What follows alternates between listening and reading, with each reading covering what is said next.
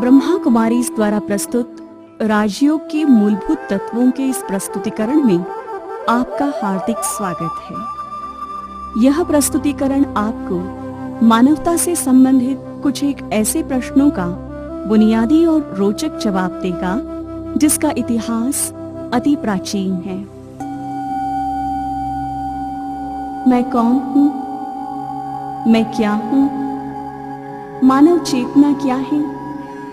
हमारा सत्य परिचय क्या है तथा हम उस तक कैसे पहुंच सकते हैं, अथवा तो हम उसकी मूल पहचान कैसे प्राप्त कर सकते हैं? आइए सबसे पहले उसका अन्वेषण करें।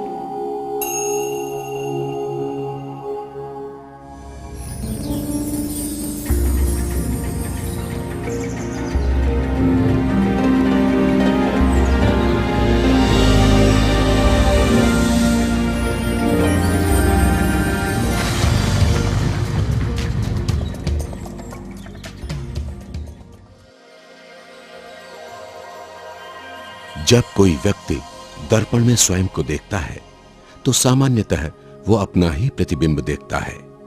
उसे दर्पण में अपना बाह्य स्वरूप ही दिखाई देता है।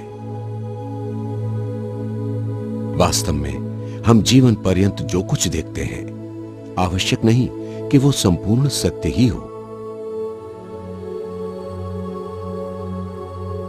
स्वयं को संपूर्ण रीति समझने के लिए अपने अंदर झांकने की जरूरत है। विश्व की समस्त धर्मसत्ताओं का यह मानना है कि मनुष्य का निर्माण दो चीजों से मिलकर हुआ है, प्रकृति और पुरुष। प्रकृति को तो इन आंखों से देखा जा सकता है, परंतु पुरुष अर्थात आत्मा एक अदृश्य सत्ता है जिसे न तो स्थूल नेत्रों द्वारा देखा जा सकता है और न ही किसी के पास इसका संपूर्ण और यथार्थ ज्ञान ही है। राजयोग के अंतर्गत आत्मा को एक अति सूक्ष्म ज्योतिर्बिंदु के रूप में दर्शाया गया है, जो इस देह को चलाने वाली एक चैतन्य सत्ता है।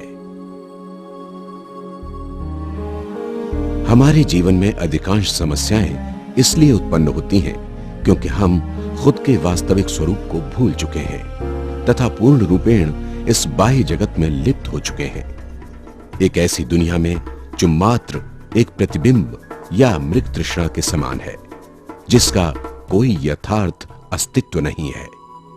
जैसे ही हमें स्वयं की वास्तविक पहचान मिलती है, दूसरों के प्रति हमारा दृष्टिकोण खुद ब खुद बदल जाता है। आत्मा की पहचान मिलते ही हम सर्व प्रकार की हदों से ऊपर उठकर जाति, भाषा, देश इत्यादि के संकुचित दायरे से बाहर निकल आते हैं। देह के धर्मों पर आधारित स्वयं को हिंदू, मुसलमान, सिख व ईसाई इत्यादि न समझ आत्मा के नाते भाई भाई या वसुधैव कुटुंबकम का भाव मन में जागृत हो जाता है। राजयोग के माध्यम से इन बातों का व्यवहारिक रूप से अनुभव किया जा सकता है तथा जीवन में एक अभूतपूर्व परिवर्तन लाया जा सकता है। यदि एक बार आत्मा की शक्ति और सुंदरता की यथार्थ पहचान हमें हो जाए तो हमारे सभी गुण, कलाएं व विशेषताएं जागृत हो जाएंगे। इसके माध्यम से सुख, शांति, प्रेम, आनंद और समृद्धि की सहज ही अनुभूति की जा सकती है। ये सब आपका इंतजार कर रहे हैं। हर मानव के ये मूलभूत गुण हैं। अतः हर दिन अनेकों बार अपने आप को ये स्मृति दिलाएं कि मैं एक शांत स्वरूप आत्मा हूं।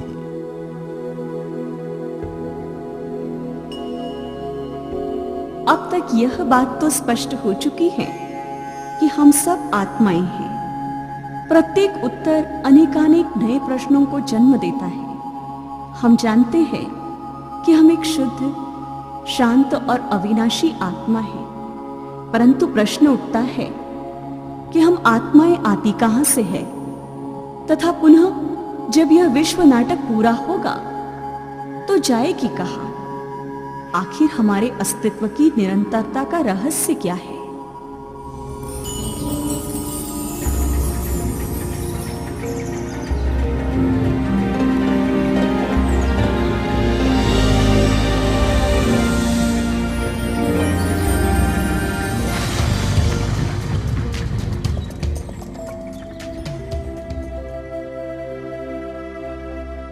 जिस तरह स्वयं को पूर्ण रूपेण जानने के लिए अपने भीतर झांकना अति आवश्यक है, वैसे ही अपने वास्तविक दुनिया का ज्ञान प्राप्त करने के लिए भी इस दुनिया से परे जाना अति आवश्यक है।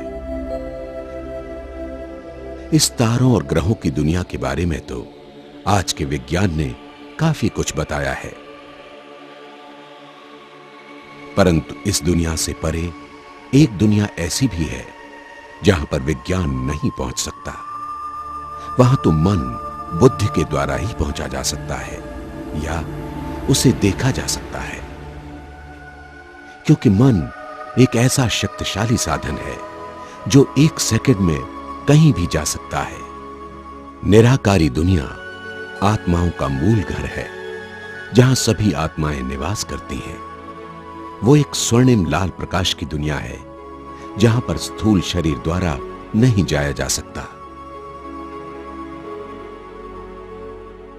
अपने जिस्मानी घर का ज्ञान तो सभी को होता है, परंतु इस संसार में बहुत थोड़े लोग ऐसे हैं जिन्हें अपने रूहानी घर का ज्ञान है, या बहुत थोड़े ऐसे हैं जिन्होंने कभी उस घर के बारे में सोचा है। एक बार बुद्धि जिस चीज को समझ लेती है, मन उसकी अनुभूति सहज ही करने लगता है। जैसे ही हमें इस सत्य का बोध हो जाता है कि आत्माओं की दुनिया एक गहन शांति की दुनिया है, तो हम जब भी चाहें क्षण भर में वहां पहुंच सकते हैं। राजयोग कोई कठिन प्रक्रिया नहीं है, बल्कि अति सरल है। ये तो मात्र स्मृति की बात है। जब हम अपने मूल वतन में थे तो हम कितनी गहन शांति की अवस्था में थे। ये स्मृति ही योग है। आत्मा अपने मूल स्वरूप में एक ऊर्जा, एक ज्योति कण है, तथा इस स्वरूप में गहन शांति है। यदि इस अवस्था के बारे में हम विचार करें तो इस देह में होते हुए भी उस गहन शांति की अनुभूति कर सकते हैं। अंतरिक्ष यात्री प्रायः अंतरिक्ष की शांति के विषय में चर्चा करते हैं, परंतु उस निराकारी दुनिया की शांति तो उससे कहीं अधिक और आनंददायी है। हम जब चाहें उस शांति की दुनिया की यात्रा कर स्वयं को अथाह शांति से भरपूर कर सकते हैं। बस सदैव यही स्मृति रहे कि हम आत्माओं का घर सुनहरे लाल रंग का है, जहां सर्वत्र शांति ही शांति है।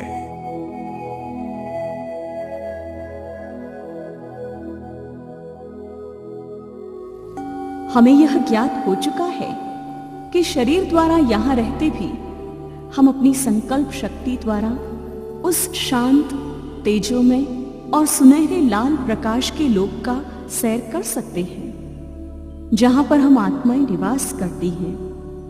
हम एक बात और भी भूल चुके हैं, उस परम दिव्य स्रोत को, जहां से ही हमें सारी शक्तियां और सारे गुण प्राप्त होते हैं, और जिसके सानिध्य में आकर ही आत्मा जन्म जन्मांतर के लिए भरपूर हो जाती है।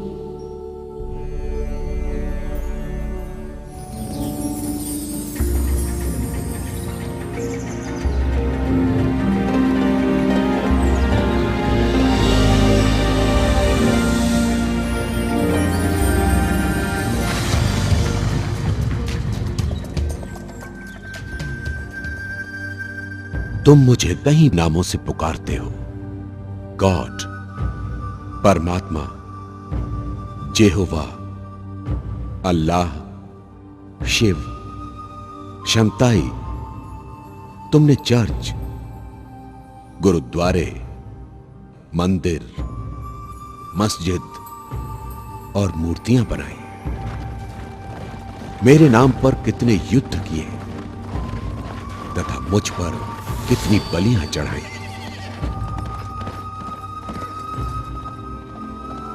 तुमने मुझे कण कण में कह सर्वव्यापी बना दिया। जब संकट और दुख की घड़ी आती है तो तुम मुझे याद करते हो और सुख के दिनों में भूल जाते हो। तुमने जन्म जन्मांतर देव रूप में मेरी पूजा की, फिर भी मुझे जानते नहीं। गुरु गोसाई लोगों ने मानव मात्र को मेरी राह दिखाने की कोशिश की, परंतु किसी को मैं प्राप्त नहीं हुआ। मैं ही तुम्हारी माता और मैं ही तुम्हारा पिता हूं। मैं ही हूं जिससे तुम सारे संबंध जोड़ सकते हो। तुम्हारी तरह न तो मेरा जन्म ही होता है और न ही तुम्हारी तरह मैं कभी मरता हूं। मैं एक ज्योति हूं। मेरा स्वरूप अति सूक्ष्म बिंदु के समान है, जिसे स्थूल नेत्रों से नहीं देखा जा सकता। तुम सब भी मेरी तरह ही अति सूक्ष्म ज्योति बिंदु हो। मेरा धाम शांति धाम है, जहां सर्वत्र शांति ही शांति है। एक समय तुम सब भी उसी सुनहरी दुनिया में मेरे साथ निवास करते थे। फिर वहां से आकर इस स्थूल दुनिया में शरीर धारण किया। तत्पश्चात तुम्हारी जीवन कहानी प्रारंभ हुई। समय के बीतने के साथ साथ तुम मुझे और अपने घर को भूल गए। मैं पुनः आया हूं तुम्हें समय के महत्व और रहस्य को बतलाने के लिए। मैं पुनः अवतरित हुआ हूं तुम्हें वो सब कुछ याद दिलाने के लिए जिसे तुम भूल चुके हो। मैं पुनः आया हूं तुम्हें प्रेम, शांति और शक्ति से भरपूर करने। याद करो, याद करो।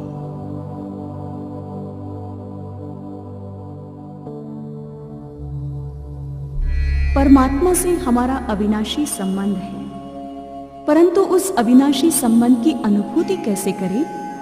आइए अब हम आपको पुनर्जन्म के गुह्य रहस्य की ओर ले चलते हैं कि कैसे आत्मा एक देह छोड़ दूसरा देह धारण करती है। हम आत्माएं अविनाशी हैं और हमारा यह भौतिक देह एक 3 आयामी साधन की तरह है, जिसके द्वारा ही हम अपने आप को व्यक्त करते हैं तथा इस बाह्य जगत की अनुभूति करते हैं।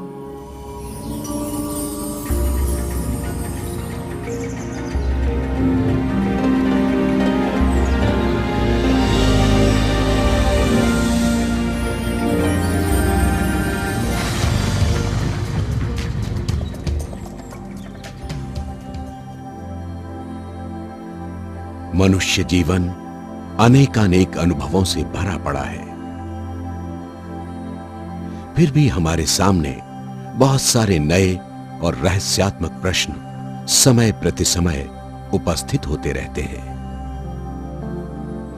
पुनर्जन्म के माध्यम से इस तरह के बहुत सारे अनसुलझे रहस्य सुलझ जाते हैं।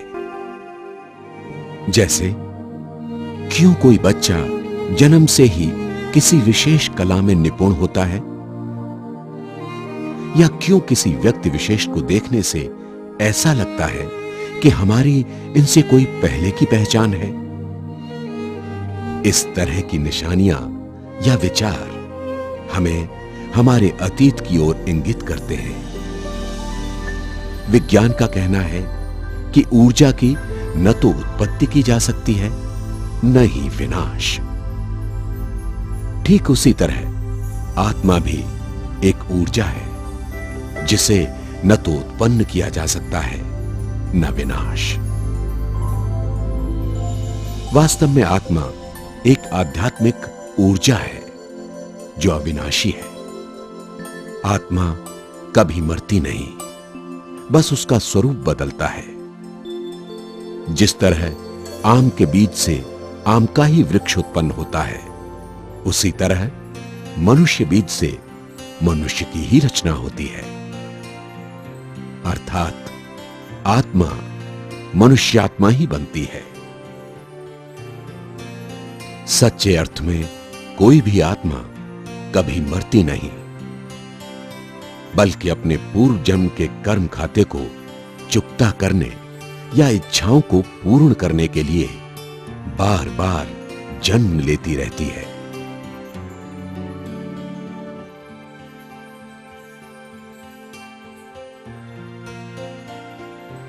पुनर्जन्म की अवधारणा वर्तमान क्रियाकलापों को परिवर्तन करने और जो कुछ बीत चुका है उसे सहज स्वीकार करने की शक्ति देता है। मानसिक संकीर्णता को तोड़ हमें स्वतंत्रता और विशाल दृष्टिकोण प्रदान करता है। सदैव ध्यान रखें, न कभी कोई मरा है, न ही मरेगा। हर एक नया किरदार निभाने के लिए मात्र अपना चोला परिवर्तन करता है।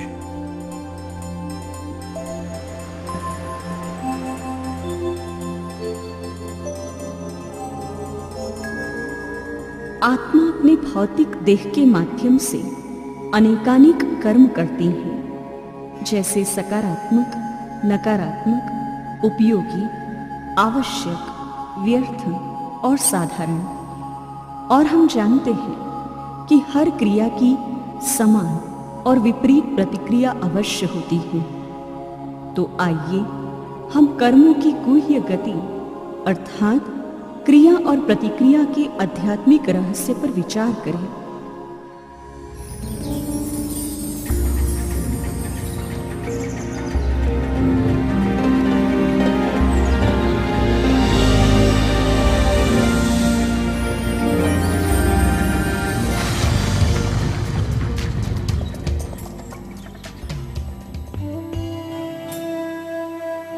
आज की विचारधारा के अनुसार मनुष्य अपने दुर्भाग्य का दोषारोपण दूसरे पर करता है।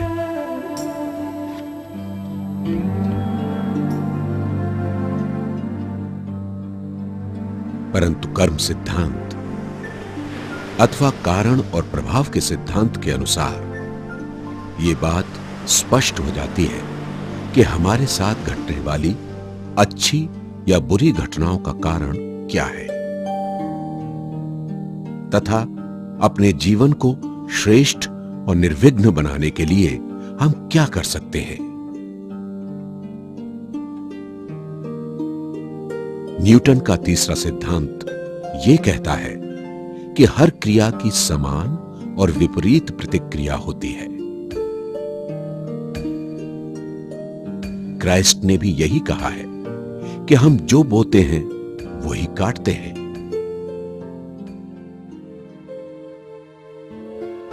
यदि हम औरों के लिए कुछ बुरा करते हैं तो निश्चित रूप से एक दिन वही कर्म हम पर भी नकारात्मक रूप से कार्य करता है। अच्छे कर्मों का परिणाम भी अच्छा ही होता है तथा बुरे का बुरा।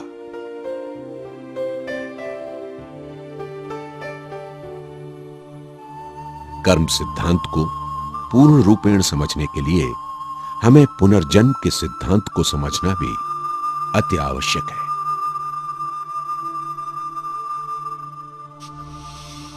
इस जन्म के अच्छे या बुरे कर्म निश्चित रूप से दूसरे जन्म में हमारे साथ जाते हैं। वास्तव में हमारे साथ जो कुछ भी हो रहा है वो हमारे ही अतीत के कर्मों का फल है। यदि हमें कारण और प्रभाव के सिद्धांत का बोध हो जाए तो हम अपने दुर्भाग्य के लिए किसी अन्य को दोषी नहीं ठहराएंगे, बल्कि खुशी से अपनी गलतियों को स्वीकार कर लेंगे। इसके साथ ही हम और भी बहुत सारे रहस्यों को सहज ही समझ जाएंगे। जैसे क्यों कोई व्यक्ति जन्म से ही धनवान और स्वस्थ जबकि दूसरा निर्धन और बीमार होता है।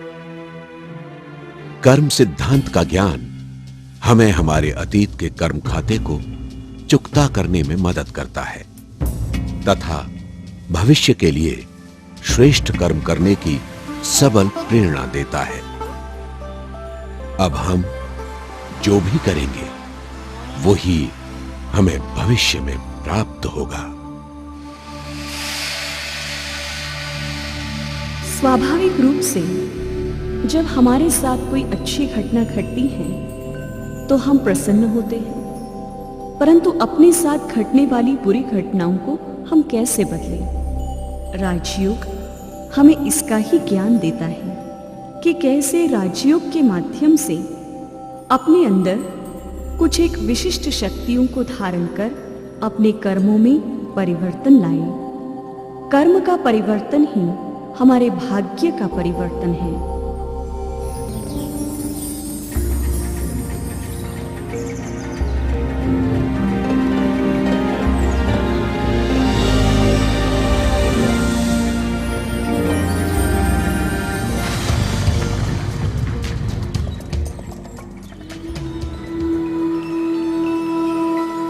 हम गुणों और शक्तियों को पाने के लिए देवी देवताओं की पूजा करते हैं। हम सोचते हैं कि काश हमारा जीवन भी इन देवी देवताओं जैसा शक्ति संपन्न और सुंदर होता। हम समझते हैं हमारा जीवन भी उन जैसा होना चाहिए, परंतु उन जैसा बनने के लिए कुछ पुरुषार्थ करने की बजाय मात्र उनकी महिमा गाकर ही संतुष्ट हो जाते हैं।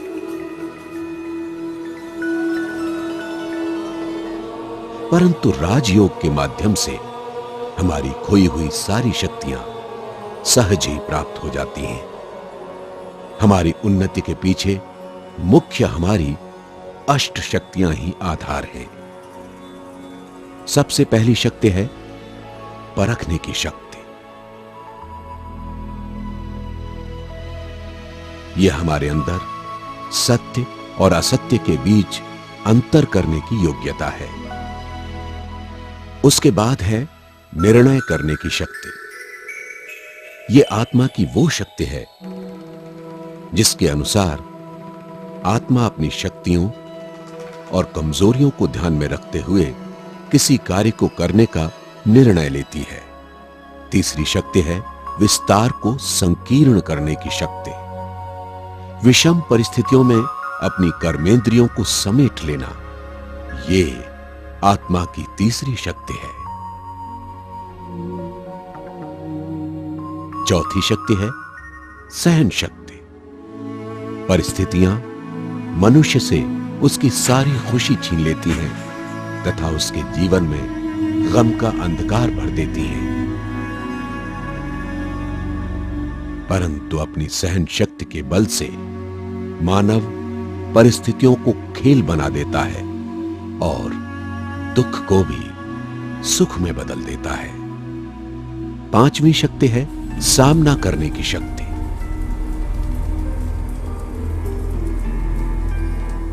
ये आत्मा की मुख्य आंतरिक शक्ति है जिसके द्वारा आत्मा सहज ही जीवन में उन्नति के मार्ग में बाधा उत्पन्न करने वाली समस्याओं से सामना करती है। जीवन के उतार चढ़ाव से डरने की अपेक्षा उसका साहस और धैर्यता से मुकाबला करती है।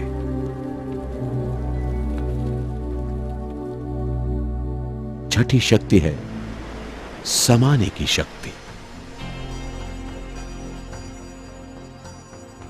ये वो शक्ति है जिसके द्वारा आत्मा सभी की कमी कमजोरियों को सागर के समान स्वयं में समा लेती है।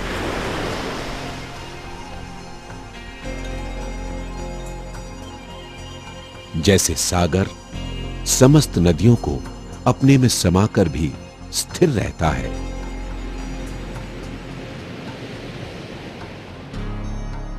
वैसे ही आत्मा भी दूसरों के अवगुणों को समाकर शांत और शुभ चिंतक बनी रहती है। सातवीं शक्ति है समेटने की शक्ति।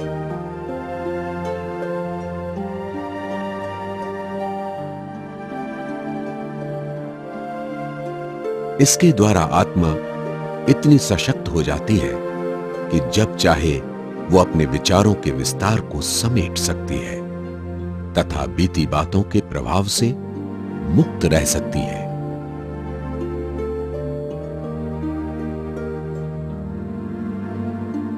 तथा उसे भूलने की शक्ति आ जाती है।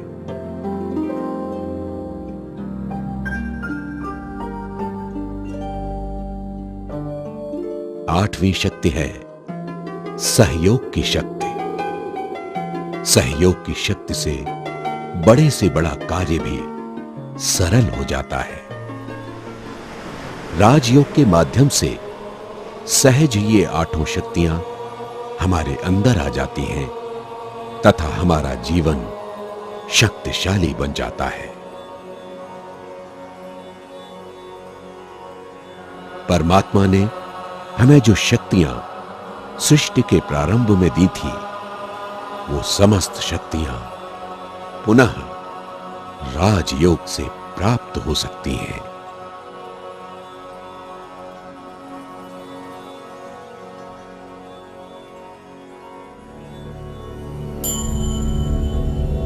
इसका आधार राजयोग है।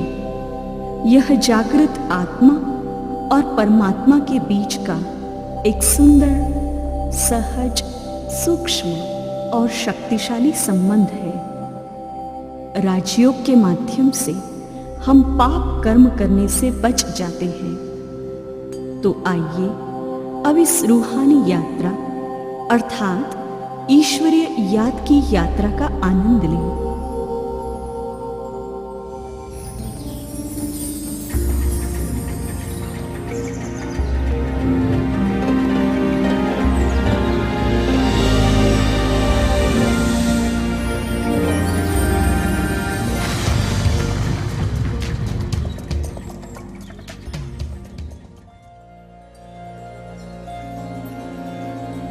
सत्य और पवित्र ज्ञान की अनुभूति ही योग है। मैं एक आत्मा हूं, अति सूक्ष्म ज्योति बिंदु हूं तथा मुझ आत्मा का पिता भी मुझ जैसा ही है, परंतु वो परम और अनंत है। आत्मा का परमात्मा के साथ मानसिक संबंध ही सर्वोच्च मानसिक अवस्था है, जिसमें आत्मा स्वयं को शांति, प्रेम और प्रसन्नता के सागर में डूबा हुआ महसूस करती है।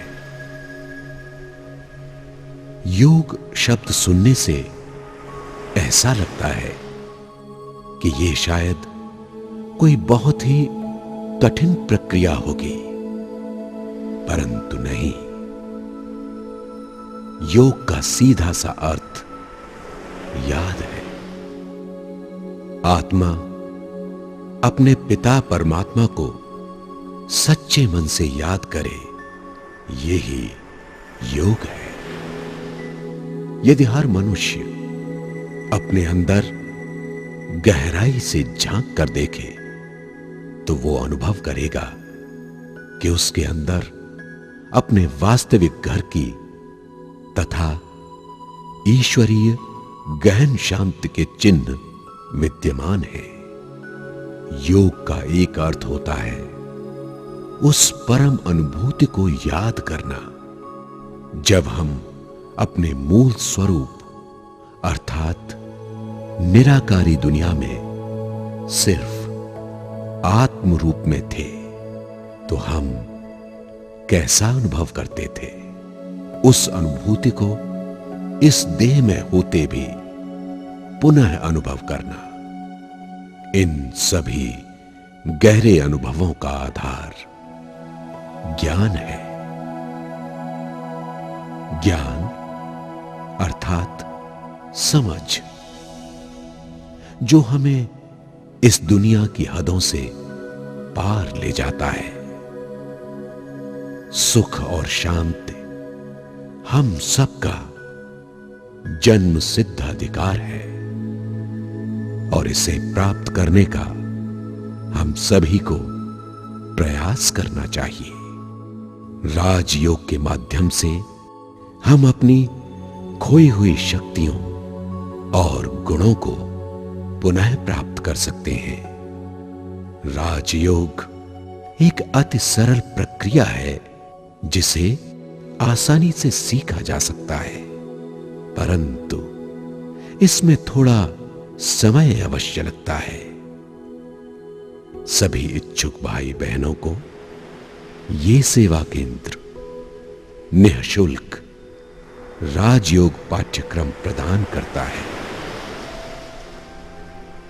धन्यवाद।